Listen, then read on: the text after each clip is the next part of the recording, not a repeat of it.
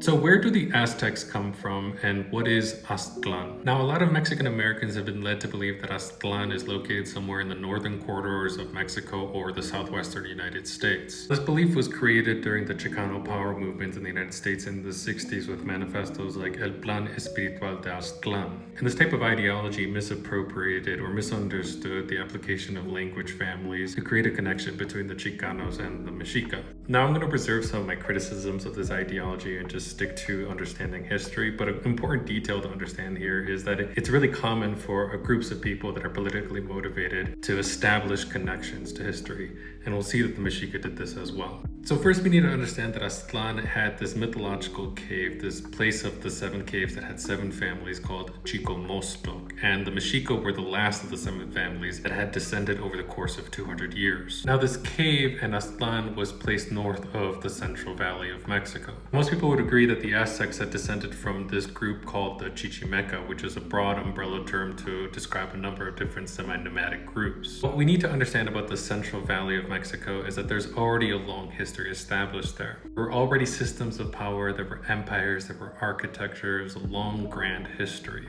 So before the Aztecs, we had Teotihuacan, and after Teotihuacan, we had the Toltecas. And even today, about half of the people of Mexico live in this Central Valley. But why? Because it has this volcanic belt, this rich soil. It's a great place to establish societies. It has arable land. Now, to really understand these connections here, it helps to look at the 6th king of the Mexica Empire, Nezahualcóyotl. He has a really crazy history. You could do a whole video on him. Now, when his father was assassinated, he had left a message to the young Nezahualcóyotl saying, "Remember, you are a Chichimeca recovering your empire." So they had a connection to a long history of Chichimeca migrating down to the valley.